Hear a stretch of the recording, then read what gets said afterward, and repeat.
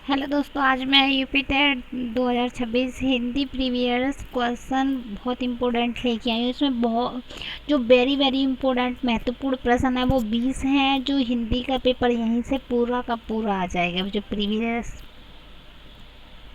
Previous year का question है जो इसी में से आए हैं, इससे अलग नहीं आया। ठीक है, तो इस वीडियो को लास्ट तक देखिए।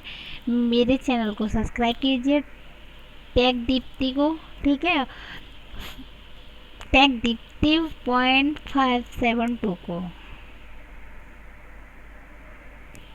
तो देखो, पहला क्वेश्चन हमारा ये हो जाएगा। देखो, ये है यूपीटेट हिंदी एनसीईआरटी आधारित 20 महत्वपूर्ण प्रश्न लेके आए हैं जो पिछले पेपर में आए हैं, जो लास्ट ईयर आए थे वो वाले क्वेश्चन भी हैं इसमें। ठीक है, इसमें से आपके 20 में से 20 क्वेश्चन फंसेंगे। ठीक है, पहला प्रश्न हो जाएगा हमारा, हिंदी व्याकरण में कुल कितने वर्ड होते हैं? तो इसका उत्तर हो जाएगा 52 होते हैं। ठीक है, दूसरा होगा, स्वरों की संख्या कितनी होती है? ये पूछे हुए प्रश्न बता रही हूँ मैं आपको। ठीक है, तो इसका उत्तर हो जाएगा 11 होती है। व्यंजनों की संख्या कितनी होती है? तो ये व्यंजन पूछ रहा है तो 41 होते हैं। जैसे कचटा तपा वाले होते हैं उनकी बात कर रहा है ये। ठीक है, प्रश्न नंबर 4, पुस्तक का बहुवचन क्या होगा? तो इसका पुस्तक का बहुवचन से मैं एक क्वेश्चन लाई हूँ और जो आएंगे वही लेके आई हूँ। ठीक है, इसका उत्तर होगा पुस्तकें। ठीक है, प्रश्न नंबर 5, राजा का स्त्रीलिंग क्या होगा? तो इसका स्त्रीलिंग हो जाएगा रानी।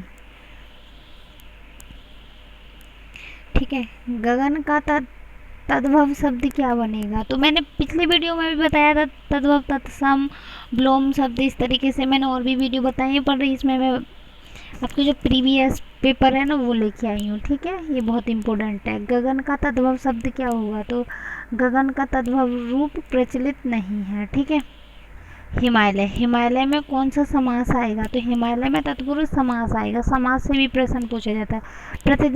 प्रतिदिन में उपसर्ग कौन सा होगा? ठीक है, ये बहुत इंपॉर्टेंट है। ये प्रतियोगिता हर बार पूछा गया यूपी टेट में, और ये अभी यूपी बीएड का पेपर हुआ उसमें भी ये उपसर्ग पूछा गया था। ठीक है, प्रश्न नंबर 8, ये सुशील में उपसर्ग क्या है? सुशील में क्या हो जाएगा? तो इसका सु हो जाएगा। जो आगे वाला ये है ना, ये हो जाएगा, सु हो जाएगा। ठीक है, ये भी पूछा गया था। ये है मानवता में प्रत्यय क्या क्या है? जो मानवता में प्रत्यय लगेगा इसका उत्तर हो जाएगा ता हो जाएगा। जो प्रत्यय में जो बाद वाला शब्द होता है वो लग जाता है, और उपसर्ग में पहले वाला लग जाता है। ठीक है,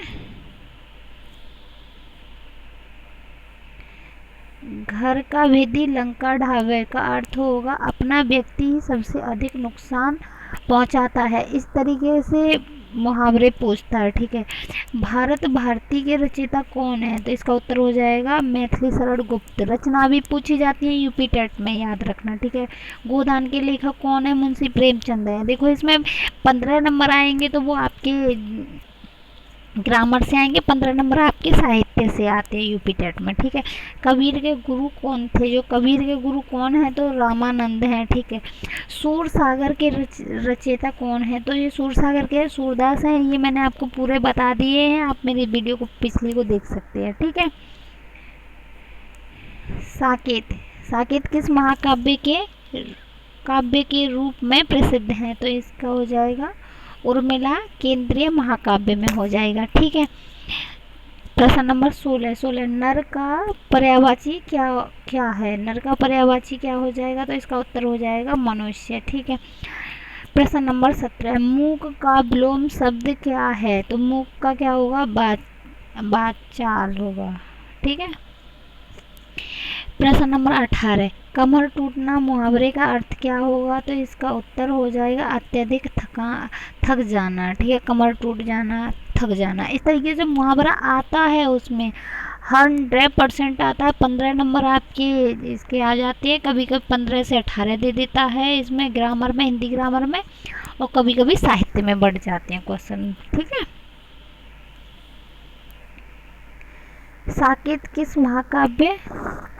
कमर टूटना, अच्छा इसका ये तो करा दिए थे ना, मुख का ये कमर टूटना, अत्यधिक थक जाना। ठीक है, प्रश्न नंबर 19, आकाश का पर्यायवाची शब्द क्या होंगे? जो पर्यायवाची शब्द होंगे नभ, गगन, अंबर।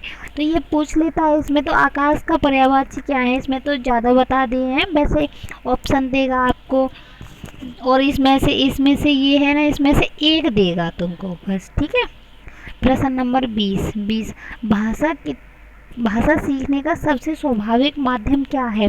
तो जो भाषा सीखने का सब स्वाभाविक जो माध्यम क्या है हमारा, वो मातृभाषा। बच्चे किस में ज़्यादा सीखते हैं? अपनी मातृभाषा में, क्योंकि वो बच्चे अपने घर से सीखे हुए होते हैं, तो उनको उस भाषा में सीखने में दिक्कत नहीं होती है, ठीक है। प्रश्न नंबर 21,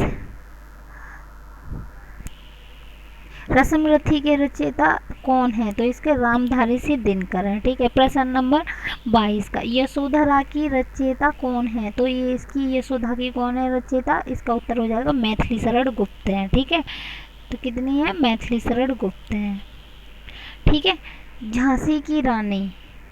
झांसी की रानी कविता की रचयिता कौन है? तो इसकी कौन है? ये सुमित्रा कुमारी चौहान। ये वेरी वेरी इंपॉर्टेंट, लिख लेना ये वाला क्वेश्चन, वेरी वेरी इंपॉर्टेंट है। कई बार पूछा गया यूपी टेट में, कई बार गलत किया लोगों ने, ठीक है। आषाढ़ का एक दिन के लेखक कौन है? तो इसके मोहन राकेश है, ये भी पूछा गया था। निर्मला का पूरा नाम क्या है? जो निर्मला का पूरा नाम क्या है? तो सूर्यकांत त्रिपाठी निराला। इनका नाम भी पूछ लेता है कभी कभी, जैसे निराला दे दिया, उसमें कहेगा कि कौन कौन से नाम है, तो ऐसे देगा मैथिली शरण गुप्त, और क्या कहते हैं त्रिपाठी निराला, और खाली निराला तो पूछ ही रहा, त्रिपाठी निराला, सूर्यकांत त्रिपाठी निराला, रामधारी सिंह दिनकर, इस तरीके से दे देगा। तो आपको ये वाला पूरा करके आना, ठीक है। इनका पूरा नाम ये है, सूर्यकांत त्रिपाठी निराला। प्रश्न नंबर 26, रात का विलोम शब्द क्या हो जाएगा? तो दिन हो जाएगा। पूछे जाते हैं विलोम शब्द, कई आते हैं। अमृत का विलोम शब्द क्या है? तो वो विष हो जाएगा। पुत्र का स्त्रीलिंग क्या हो जाएगा? पुत्री हो जाएगा। स्त्रीलिंग से पुल्लिंग से भी पूछे जाते हैं। स्त्रीलिंग और पुल्लिंग की मैंने बहुत अच्छी ट्रिक से वीडियो बताई है, ठीक है। प्रश्न नंबर 29 का, पर्वत का पर्यायवाची क्या होगा? तो इसका पर्यायवाची शब्द क्या हो जाएगा? ये हो जाएगा गिरी, ठीक है। गिरी मीन्स पर्वत। प्रश्न नंबर हो गया हमारा 30, चंद्रमा का पर्यायवाची क्या होगा? शशि हो जाएगा। नीलकंठ में कौन सा समास होगा? समास से ज़्यादातर पूछता है, तो वो उसमें पूछता है द्वंद्व समास, द्विगु समास और बहुब्रीहि समास। ये 3 रट लेना, इससे आता ही आता है, ठीक है। इसका बहुब्रीहि हो जाएगा। कभी कभी हमारा अव्ययी समास भी पूछ लेता है। प्रश्न नंबर 32, यथाशक्ति में कौन सा समास है? तो यथाशक्ति में कौन सा समास है? तो वो अव्ययी समास हो जाएगा, अव्ययी भाव समास, ठीक है। राजमहल में कौन सा समास होगा? तो इसका तत्पुरुष समास होगा, ठीक है। प्रश्न नंबर 34, हरफन मौला मुहावरे का अर्थ क्या होगा? इसका अर्थ होगा अनेक कार्यों में कुशल व्यक्ति, ठीक है। इसका प्रश्न नंबर 35, नाक में दम करना का अर्थ क्या है? तो इसका उत्तर हो जाएगा बहुत परेशान करना, ठीक है। ये वाला हो जाएगा हमारा।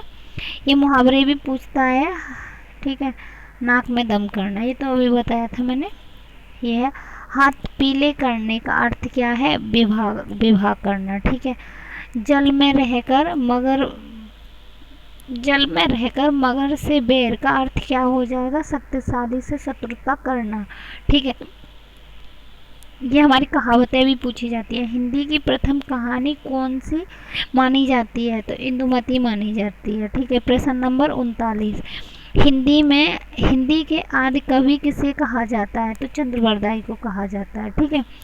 प्रश्न नंबर 40, उत्तर, पृथ्वीराज रासों के रचयिता कौन है? जो पृथ्वीराज रासो है, इनके रचयिता कौन है? तो इनके चंद्रवरदाई हैं, ठीक है। जो हिंदी के आदि कवि कौन है? वो भी चंद्रवरदाई हैं, ठीक है। और पृथ्वीराज रासो के रचयिता भी चंद्रवरदाई हैं, ठीक है। 40 क्वेश्चन हो गए तुम्हारे। उर्वशी के रचयिता कौन है? तो रामधारी सिंह दिनकर हैं, आपका 42 प्रश्न हो जाएगा। परिमल के रचयिता कौन है? सूर्यकांत त्रिपाठी निराला, इनका ये उत्तर हो जाएगा। पल्लव के रचयिता कौन है? इसका उत्तर हो जाएगा सुमित्रानंद पंत हो जाएगा। दीपशिखा के रचयिता कौन है? तो इनका उत्तर हो जाएगा महादेवी वर्मा है। प्रश्न नंबर 45, रहीम का पूरा नाम क्या है? अब्दुल रहीम खान खाना। ठीक है, ये हो गए आपके 45 क्वेश्चन। अगली वीडियो में मैं आपको और आगे के प्रश्न कराऊंगी, बहुत इंपॉर्टेंट है। ये वीडियो आपके लिए बहुत इंपॉर्टेंट होने वाली है। यूपी टेट के लिए, सी टेट में भी पूछी जाती है। ठीक है, उसके लिए भी मेरे चैनल को